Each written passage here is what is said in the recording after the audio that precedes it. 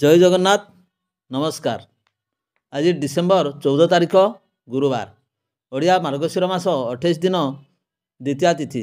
आसंतु नजर पकईवा मयूरभंज जिलार आजिर प्रमुख खबर गुड़िक कौन कौन सब रही ता पूर्वर गोटे अनुरोध भिडियोटी को स्किप न करी संपूर्ण देखंतु आ चैनल को जो मैंने प्रथम कर सब्सक्राइब करूँ जहाँफल प्रत्येक नूतन भिडियोर नोटिफिकेशन सर्वप्रथम आपण मैंने पाइपर।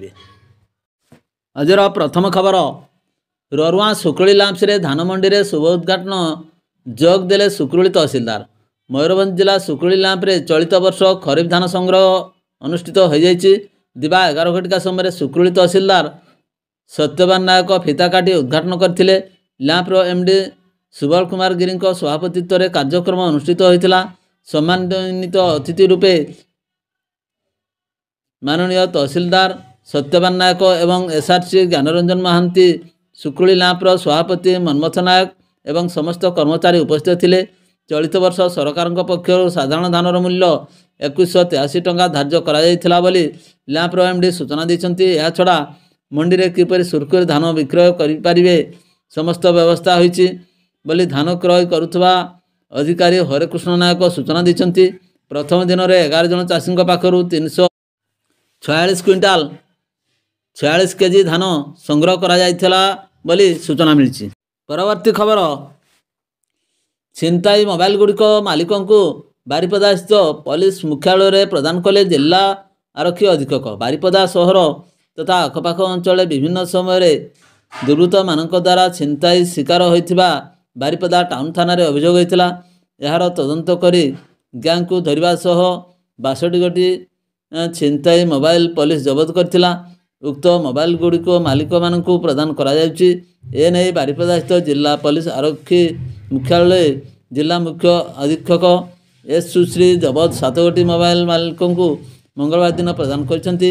बारिपदा सहर तथा आखपाख अंचल छिनताई होइथिबा तबे याकु तदंत करी प्रथमे 52 गोटी एवं परे 10 गोटी मोबाइल जबत करा जाइथिला। प्रथमे 7 गोटी मोबाइल को मालिकों को प्रदान करा जाइथिबा बेले आकु अन्यमान को प्रदान करा जियो बोली पुलिस विभाग पक्षरु कहा जाइछि। परवर्ती खबर गरुमैसाणी लोहाखणी अंचल सीमा परिदर्शन कले रायरंगपुर डीएफ।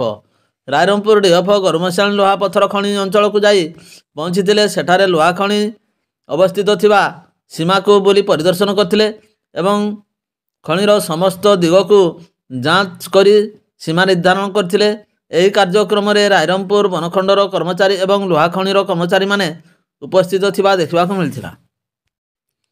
परवर्ती खबर बड़साई थाना अधीन माधुपुर ठारे चलीथिबा चोरा देशी मद कारखाना उपरे महुलपच रंधामद समेत व्यापक सरंजाम नष्ट करने एवं छपरापुर एवं बारुडी गाँव में चढ़ाऊ कर मंगलवार चोरा देशी मद जबत समेत अभियुक्त महिला को गिरफ्त करिछि। बेतनडी अभिकारी थाना गिरफ महिला माने हेले छपरापुर ग्रामर मुगिनी सिंह एवं बारुडी ग्रामर गायत्री सरकार। दुई महिला निकटर चोरा देशी मद जबत समेत 2 जन को गिरफ्त कर कटचारण कर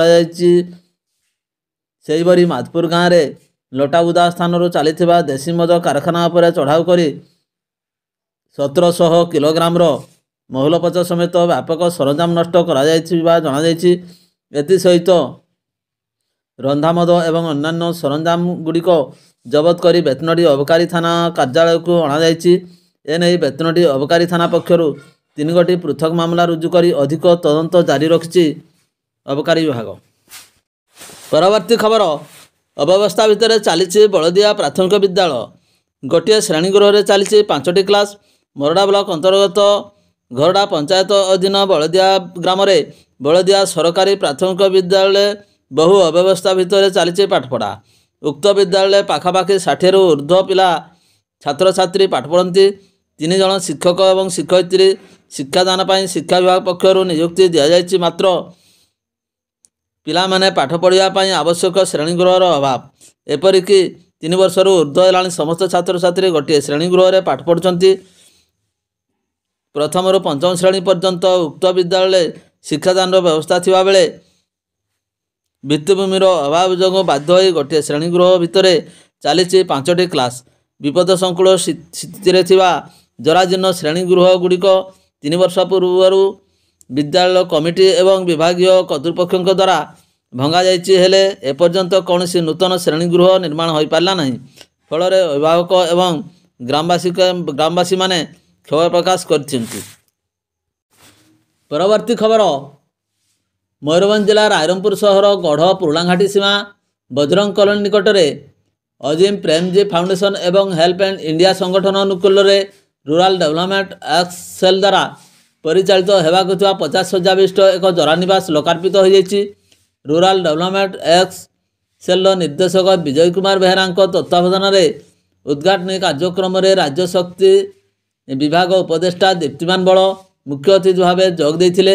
ଅନ୍ୟମାନଙ୍କ ମଧ୍ୟରେ ୱାର୍ଡ ସଭ୍ୟ ପୂର୍ଣ୍ଣିମା ମହାନ୍ତ, ଦେବସ୍ମିତା ଡଗରା, କୃଷ୍ଣା ଦେବୀ, ସ୍ୱାମୀ ଆରତୀ ମାରାଣ୍ଡି, ଧୀରଜ ବେହେରା, ଜିଲ୍ଲା ପରିଷଦ ସଦସ୍ୟ ଜନତା ବସା, ଭଗବତୀ ମିଶ୍ର, ଲିପିକା ମଣ୍ଡଳ, ସାମାଜିକ ସୁରକ୍ଷା ଅଧିକାରୀ ରଣଜିତ ସୋରେନ, ଅବସରପ୍ରାପ୍ତ ଜିଲ୍ଲା ସାମାଜିକ ସୁରକ୍ଷା ଅଧିକାରୀ ନରେଶ ଚନ୍ଦ୍ର ବିନ୍ଧାଣୀ, ହେଲ୍ପ ଆଣ୍ଡ ଇଣ୍ଡିଆ ରାଜ୍ୟ ପ୍ରମୁଖ ଭାରତୀ ଚକ୍ର, ରଞ୍ଜନା ଦାସ, ମୟୂରଭଞ୍ଜ ଜିଲ୍ଲା ସଂଯୋଜକ ସୁଦର୍ଶନ ମୁଦୁଲି ତଥା RDSC ପରିଚାଳିତ ଜରାନିବାସର ପରିଚାଳକ ରଞ୍ଜିତା ଲେଙ୍କା ପ୍ରମୁଖ ଉପସ୍ଥିତ ଥିଲେ। 50 ଶଯ୍ୟା ବିଶିଷ୍ଟ ଏହି ଜରାନିବାସରେ ବର୍ତ୍ତମାନ 9 ଜଣ ରହୁଥିବା ସମ୍ପାଦକ ବିଜୟ କୁମାର ବେହେରା କହିଛନ୍ତି। ପରବର୍ତ୍ତୀ ଖବର, ମୟୂରଭଞ୍ଜ ଜିଲ୍ଲା ମରଡ଼ା ବ୍ଲକରେ ବିଭିନ୍ନ ପ୍ରାଥମିକ ବିଦ୍ୟାଳୟ 4ର୍ଥ, 5ମ, 6ଠ ଶ୍ରେଣୀର ଛାତ୍ରଛାତ୍ରୀ ମଙ୍ଗଳବାର ଦିନ ଗଣିତ ପରୀକ୍ଷାର ଆୟୋଜନ ବିଭିନ୍ନ କେନ୍ଦ୍ରରେ କରାଯାଇଥିଲା। ଏହି ପରୀକ୍ଷା ବେସରକାରୀ ସଂସ୍ଥା ଅକ୍ଷରା ଫାଉଣ୍ଡେସନ ପକ୍ଷରୁ ଆୟୋଜନ କରାଯାଇଥିଲା ବୋଲି ଶିକ୍ଷା ବିଭାଗ କର୍ମଚାରୀଙ୍କ ଠାରୁ ସୂଚନା ମିଳିଥିଲା। ବ୍ଲକ ଶିକ୍ଷା ବିଭାଗର ବିଭିନ୍ନ କ୍ଲଷ୍ଟରରେ ପରୀକ୍ଷା କେନ୍ଦ୍ର କରାଯାଇଥିଲା। ପାଖ ବିଦ୍ୟାଳୟ ପିଲାମାନେ କେନ୍ଦ୍ରକୁ ଚାଲି ଚାଲି ଯାଇ ପରୀକ୍ଷା ଦେଇଥିଲେ, ତେବେ ଦୂର ବିଦ୍ୟାଳୟ ପିଲାମାନଙ୍କୁ ଶିକ୍ଷକମାନେ ଗାଡ଼ିରେ କେନ୍ଦ୍ରକୁ ଆଣିଥିଲେ ଓ ନେଇଥିଲେ। ମାତ୍ର ଏହାର ଏକ ବ୍ୟତିକ୍ରମ 12 ମାଇଲ କ୍ଲଷ୍ଟରରେ ଭାଲିଆଡିହା ପ୍ରାଥମିକ ବିଦ୍ୟାଳୟ ଓ ସଂଲଗ୍ନ KGBP ଛାତ୍ରଛାତ୍ରୀମାନଙ୍କ ଭିତରେ ଦେଖାଯାଇଥିଲା। ଏ ବିଦ୍ୟାଳୟ ଛାତ୍ରଛାତ୍ରୀମାନେ 6 କିଲୋମିଟର ରାସ୍ତା ପାଦରେ ଚାଲି ଚାଲି ଆସି 12 ମାଇଲ ହାଇସ୍କୁଲ କେନ୍ଦ୍ରରେ ପରୀକ୍ଷା ଦେଇଥିଲେ। ଏହି ଅବ୍ୟବସ୍ଥାକୁ ନେଇ କେତେକ ଅଭିଭାବକ ଅଭିଯୋଗ କରିଥିଲେ। ପ୍ରଧାନ ଶିକ୍ଷୟିତ୍ରୀ ବିଷ୍ଣୁପ୍ରିୟା ଜେନାଙ୍କ ସହ ଯୋଗାଯୋଗ କରିବାରୁ ସେ କହିଲେ ଯେ ତାଙ୍କର 90 ଜଣ ପରୀକ୍ଷାର୍ଥୀମାନଙ୍କର ପାଇଁ ଗାଡ଼ି ନେବା ଆଣିବା ସମ୍ଭବ ହୋଇନଥିଲା। ତା ଛଡ଼ା ପରୀକ୍ଷାର୍ଥୀମାନେ ପାଦରେ ଚାଲି ଚାଲି ଯିବେ ବୋଲି କହିବାରୁ ସେମାନଙ୍କୁ ପଠାଯାଇଥିଲା। ଏହି ଅବ୍ୟବସ୍ଥାର ନିନ୍ଦା କରି SIG ଗ୍ରାଣ୍ଟ ଟଙ୍କା ଥାଇ ମଧ୍ୟ କୁନି କୁନି ଛାତ୍ରଛାତ୍ରୀମାନଙ୍କୁ ଚଲାଇ ନେବା ବିରୋଧରେ ତଥା ଦୀର୍ଘ 11 ବର୍ଷ ଜଣେ ପ୍ରଧାନ ଶିକ୍ଷୟିତ୍ରୀ ଦାୟିତ୍ୱରେ ରହିବା ରହସ୍ୟ ଉପରେ ତଦନ୍ତ ଦାବି କରିଛନ୍ତି ସ୍ଥାନୀୟ ଜନସାଧାରଣ। ପରବର୍ତ୍ତୀ ଖବର, ଆସିଲା ସାମ୍ନାକୁ ଭଙ୍ଗାପୋଲର କରୁଣ କାହାଣୀ। ଉଦଳା ବାଲେଶ୍ୱର ରାସ୍ତାର କଇଁସାରୀ ଜାମୁଘାଟ ପୋଲ ଭାଙ୍ଗିବା ପରେ ତାହାର ପରିଣାମ ସାମ୍ନାକୁ ଆସିଛି। ଜଇଦା ଗ୍ରାମର ଜଣେ ମହିଳା ପ୍ରଥମେ ଅସୁସ୍ଥ ହୋଇ ଚେତାଶୂନ୍ୟ ହୋଇପଡ଼ିଥିଲେ। ଗୁରୁତର ଅବସ୍ଥାରେ ତାଙ୍କୁ ଚିକିତ୍ସା ନିମନ୍ତେ ଡାକ୍ତରଖାନା ନେବା ଲାଗି 108 ଆମ୍ବୁଲାନ୍ସକୁ ଫୋନ୍ କରାଯାଇଥିଲା। ଆମ୍ବୁଲାନ୍ସ ଆସି ଭଙ୍ଗାପୋଲର ଗୋଟିଏ ପାଖରେ ଛିଡ଼ା ହେବାରୁ ଗାଁ ଭିତରୁ ପାଖାପାଖି 1.5 କିଲୋମିଟର ଦୂର ରୋଗୀକୁ ଧରି ଗାଁ ଭଙ୍ଗାପୋଲ ଉପରେ ଦୌଡ଼ିଲେ ପରିବାର ଲୋକେ। ରୋଗୀଙ୍କୁ 1.5 କିଲୋମିଟର ବୋହି ନେଇ ପରିବାର ଲୋକେ ଭଙ୍ଗାପୋଲରେ ଅପର ପାର୍ଶ୍ୱକୁ ପହଞ୍ଚି ଆମ୍ବୁଲାନ୍ସ ଧରିଥିଲେ। ପରେ ତାଙ୍କୁ ଆମ୍ବୁଲାନ୍ସ ଯୋଗେ ଚିକିତ୍ସା ନିମନ୍ତେ ଉଦଳା ଡାକ୍ତରଖାନାରେ ଭର୍ତ୍ତି କରାଯାଇଥିଲା। ଏହି ଭିଡ଼ିଓ ଏବେ ସାମାଜିକ ଗଣମାଧ୍ୟମରେ ଘୁରୁଛି, ଯାହାକି ଏଠିକାର ଭଙ୍ଗାପୋଲ ପଛର ଯନ୍ତ୍ରଣାକୁ ସାମ୍ନାକୁ ଆଣିଛି।